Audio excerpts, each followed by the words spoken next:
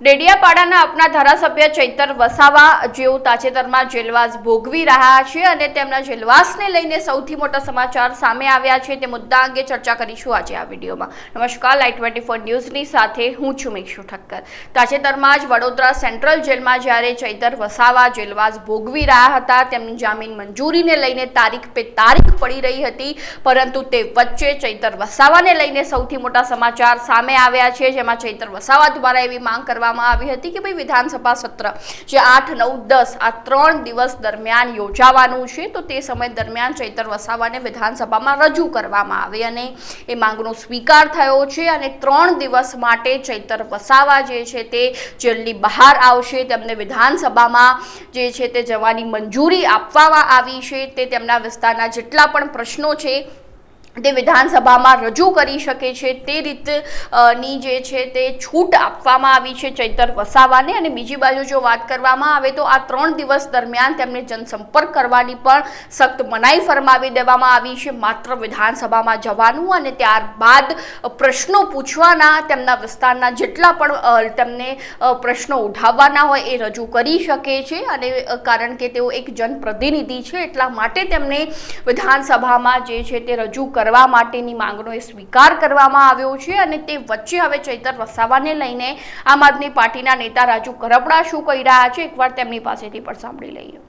રાજુભાઈ, જે રીતે વાત કરવામાં આવે તો તાજેતરમાં જેવા સમાચાર સામે આવ્યા કે ચૈતર વસાવાને 3 દિવસ માટે જેલની બહાર લાવવામાં આવશે અને વિધાનસભામાં તેમને જે છે તે પ્રસ્તુત કરવામાં આવશે।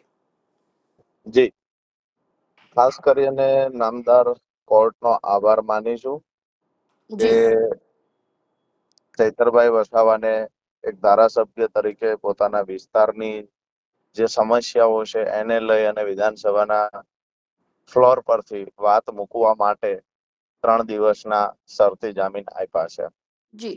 મહત્વની વાત લાઈવ 24 ના માધ્યમથી એ કરવા માંગુ છું કે ખરેખર ચૈતરભાઈ વસાવાને જેલમાં પૂરવા માટેનું જે આખું ષડયંત્ર થયું, જે અધિકારીઓએ બંધારણની રક્ષા કરવાની હતી એ અધિકારીઓએ બંધારણના સરે ચોકમાં સરે જાહેર ચિથરા ઉડાડ્યા છે। જુઠ્ઠા પુરાવાઓ એકત્રિત કરી ક્યાંક ને ક્યાંક નામદાર કોર્ટને ગુમરાહ કરવાનું અમુક અધિકારીઓએ કૃત્ય કર્યું છે। આવનાર સમયમાં જે અધિકારીઓ આજ પણ ચૈતરભાઈની વિરુદ્ધમાં પુરાવાઓ એકઠા કરી શક્યા નથી તો ક્યાંક પુરાવાઓ સાથે છેડછાડ કરી અને જુઠ્ઠા પુરાવાઓ ઉભા કરવાના જે પ્રયત્ન કરી રહ્યા છે, આવા અધિકારીઓ વિરુદ્ધ ચોક્કસથી આવનાર સમયમાં કોર્ટના દરવાજા આમ આદમી પાર્ટી લીગલ ટીમ ખખડાવશે। મહત્વની વાત એ છે કે ચૈતરભાઈને ગ્લાસ ફેંકવા જેવા ગુનામાં જેલમાં તો પૂરી દેવામાં આવ્યા, ગંભીર ગુનો એટલે કે હત્યાની કોશિશ કરવા જેવી કલમો લગાવવામાં આવી, પરંતુ આજ દિવસ સુધી જે ઓફિસની અંદર ઘટના બની છે એ ઓફિસના સીસીટીવી ફૂટેજ તપાસ કરનાર અધિકારીઓ ક્યાંય મીડિયાની સામે લાવીને પ્રેસ કોન્ફરન્સ કરીને બતાવવામાં આવ્યા નથી। ભૂતકાળમાં ચપ્પલ ચોરી કરી હોય, દારૂમાં પકડાયા હોય, જુગારમાં પકડાયા હોય, આવા ક્યાંક ને ક્યાંક આરોપીના સીસીટીવી ફૂટેજ હોય તો એને ચોક્કસથી સામે લાવવામાં આવતા। ચૈતરભાઈ જેવા આવડી મોટી જયારે ઘટના ઘટી છે ત્યારે એના સીસીટીવી ફૂટેજને શા માટે સામે લાવવામાં નથી આવતા? મુદ્દાની વાત એ છે કે 2 મહિના કરતા વધારે સમય ચૈતરભાઈ જેલમાં રહ્યા। આ વિસ્તારના ડેડિયાપાડા અને સાગબારાના જે લોકો છે એ ધારાસભ્યથી વંચિત થઈ ગયા છે। આ વિસ્તારની અંદર વારંવાર ભ્રષ્ટાચાર કૌભાંડો થયા, નકલી કચેરીઓ મળી આવી છે। ક્યાંક ને ક્યાંક ભોળો આદિવાસી સમાજ છે જેના નામે ગ્રાન્ટો આવતી હતી, ગ્રાન્ટો બારોબાર કોઈ ચાવ કરી જતું। આજે આદિવાસી સમાજ પોતાના ધારાસભ્યની રાહ જોઈને બેઠો છે। આદિવાસી સમાજ આજે દુઃખી છે।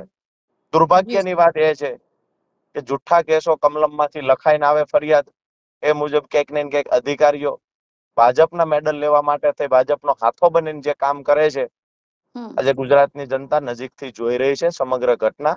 અને આવનાર સમયમાં ચોક્કસથી એક વાત કહીશ કે આદિવાસી સમાજની સાથે ગુજરાતના ખેડૂતો, યુવાનો અને લોકશાહી બચાવવા માટેની જે લોકો લડાઈ લડે છે, આ તમામ લોકો ભારતીય જનતા પાર્ટીને જડબાતોડ જવાબ આપશે।